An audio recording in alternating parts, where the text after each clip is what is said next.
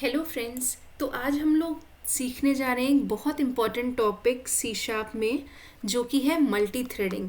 देखिए, आपको नाम से ही पता चल रहा है मल्टी थ्रेडिंग मतलब बहुत सारे थ्रेड्स बनेंगे हमारे सी शार्प में। तो देखिए, इसको मैं सबसे पहले एक बहुत बेसिक लेमन लैंग्वेज से आपको समझाती हूँ।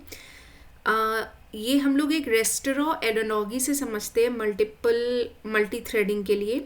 तो देखिए, एक शेफ मान लीजिए वो एक थ्रेड है, वो एक डिश को कुक कर रहा है। तो अगर ये आपकी सिंगल थ्रेडेड किचन होगी तो एक ही शेफ सारी डिशेस को बनाएगा और एक के बाद एक डिश को बनाएगा। मल्टी थ्रेड में क्या होगा कि हमारे मल्टीपल शेफ्स होंगे जो कि अलग अलग डिशेस बना रहे हैं, जैसे कि आप लोग इस फिगर में देख रहे हैं। और वो डिशेस आपकी सेम टाइम में बन रही होंगी। ऐसा नहीं है कि अभी एक डिश बनेगी उसके बाद दूसरी बनेगी, ऐसा नहीं।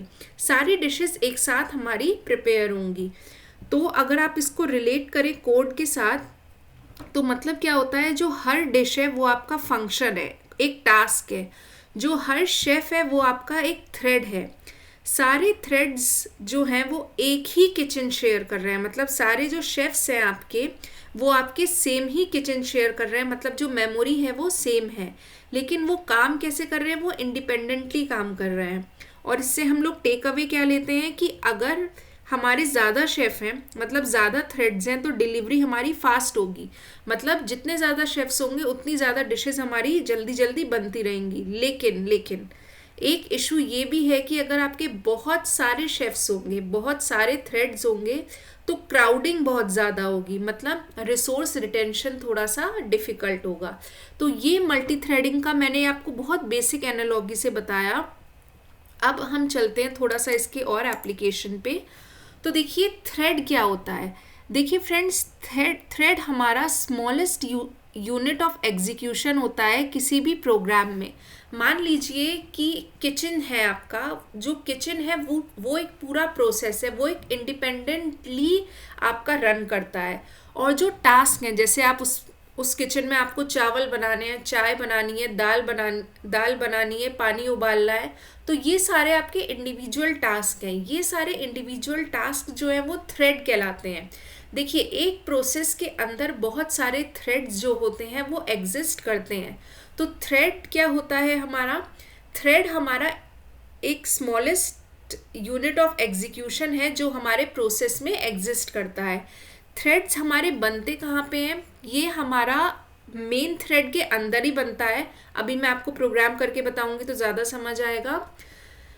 और जब ये एक बार बन जाता है तो उसके बाद फिर ये स्टार्ट होता है। तो जब ये स्टार्ट हो जाता है तो इंडिपेंडेंटली इसका एग्जीक्यूशन होता है और ये मेन थ्रेड के पैरेलल में एग्जीक्यूट होता है। यहाँ पे कुछ डिफरेंस है। देखिए, जो प्रोसेस है वो मेरा पूरा इंडिपेंडेंट प्रोग्राम है, जैसे कि मेरा किचन हो गया। लेकिन जो थ्रेड है वो उस प्रोसेस का एक पार्ट है। प्रोसेस मेरा हैवी वेट होता है, थ्रेड मेरे लाइट वेट होते हैं।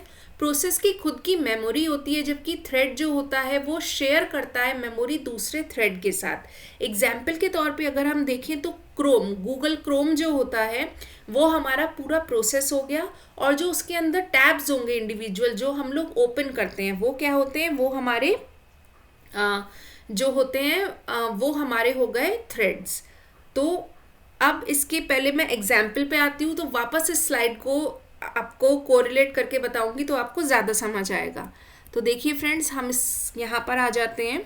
यहाँ पे मैं न्यू क्लिक कर लेती हूँ। Okay, so let's start. यहाँ पे एक नेम स्पेस हमको इंपोर्ट करनी पड़ेगी using system dot threading. Okay, मैं एक हेल्पर ओके, यहाँ पे मैं फ्रेंड्स एक हेल्पर फंक्शन बना लूँगी, स्टैटिक वॉइड डू वर्क करके। और यहाँ पर मैं कुछ इस तरीके से इसको चलाऊँगी। देखिए, मैं एक फॉर लूप लगाऊँगी यहाँ पर, for i equals to 0, i less than equals 5, i plus plus. Okay,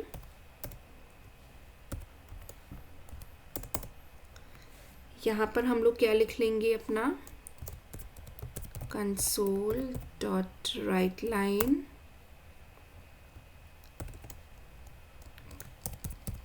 child thread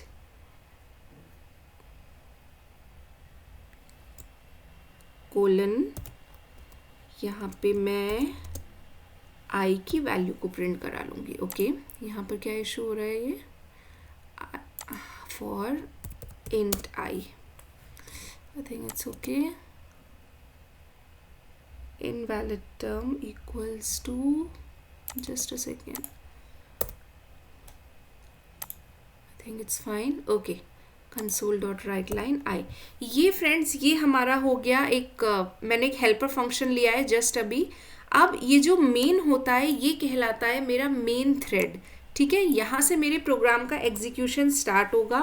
तो देखिए यहाँ पे मैं ऑब्जेक्ट बनाती हूँ, thread T1 suppose equals to new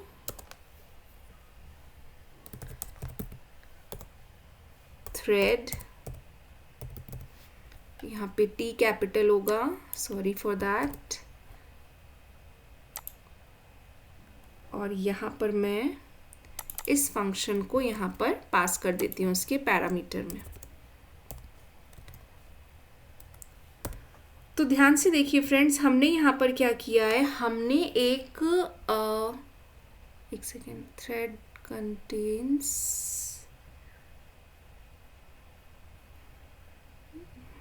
just a second, thread contains construct, okay.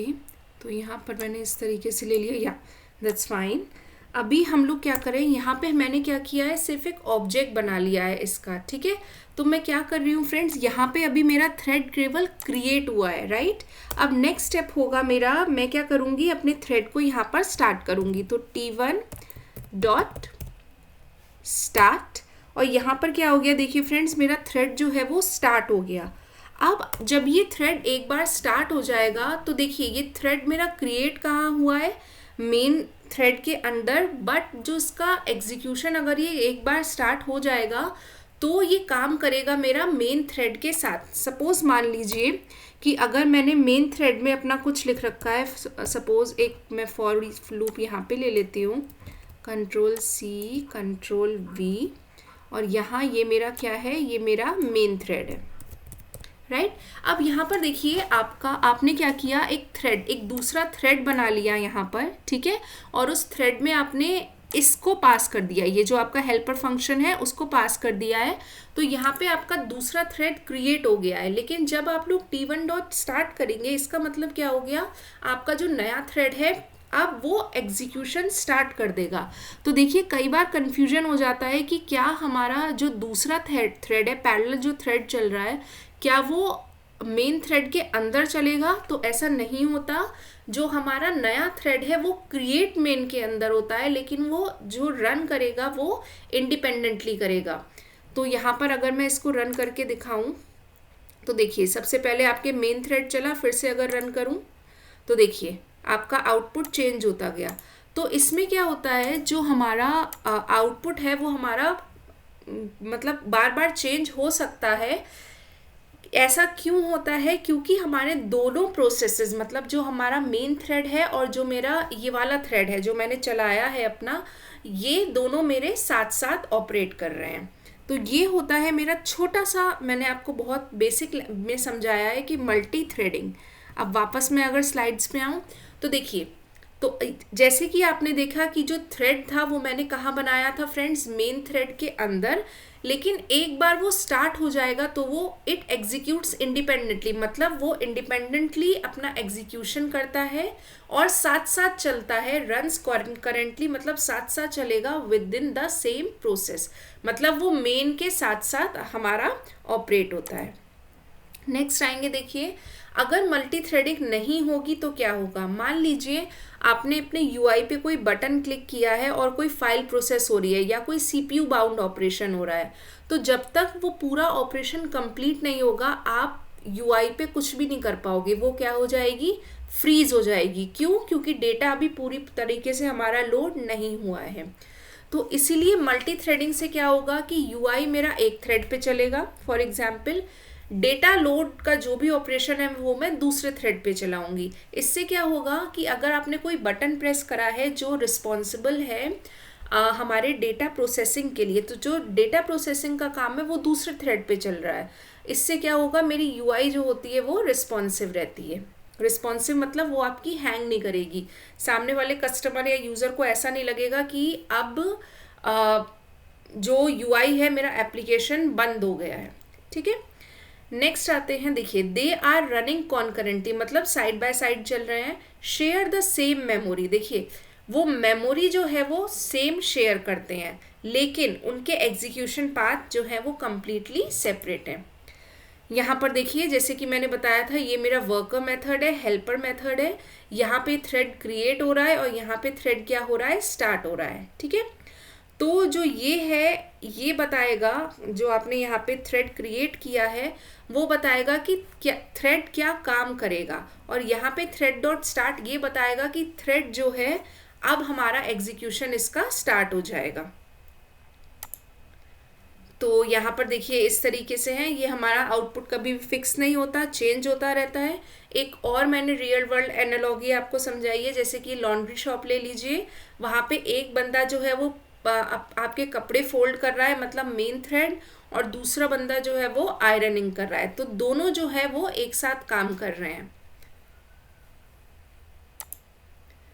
तो देखिए हमें कब यूज़ करनी चाहिए multi threading. Multi threading friends आपको तब यूज़ करनी चाहिए जब आपके कोई लॉन्ग रनिंग टास्क हो, जैसे कोई एपीआई कॉल है जिससे कि आपको डेटा को फेच करना है एप्लीकेशन में, या कोई हैवी इनपुट आउटपुट का आपका ऑपरेशन है, सीपीयू बाउंड ऑपरेशन है जो कि आपकी यूआई को हैंग कर देगा, तब हम लोग यूज़ करते हैं मल्टी थ्रेडिंग। इसकी हेल्प से क्या होता है, हमारी यूआई जो होती है रिस्पॉन्सिव रहती है। ये कुछ रिस्क हैं मल्टी थ्रेडिंग के जो हम आने वाले लेक्चर्स में भी कवर करेंगे। तो आई थिंक हाँ, एक चीज़ और बताती हूँ, ये देखिए पैरेलल एग्जीक्यूशन चल रहा है। जैसे ही आप थ्रेड को स्टार्ट करोगे तो ये मेन थ्रेड है, ये आपका जो है वो पैरेलल, जो मतलब आपने थ्रेड यहाँ पे क्रिएट किया है प्रिंट नंबर्स के लिए, वो स्टार्ट हो जाएगा, दोनों एक साथ हमारे ऑपरेट होंगे। सो आई थिंक आपको ये कॉन्सेप्ट क्लियर हुआ। अगर आपको कोई भी डाउट हो तो प्लीज़ कमेंट सेक्शन में उसको स्पेसिफाई करिए। Thanks for watching.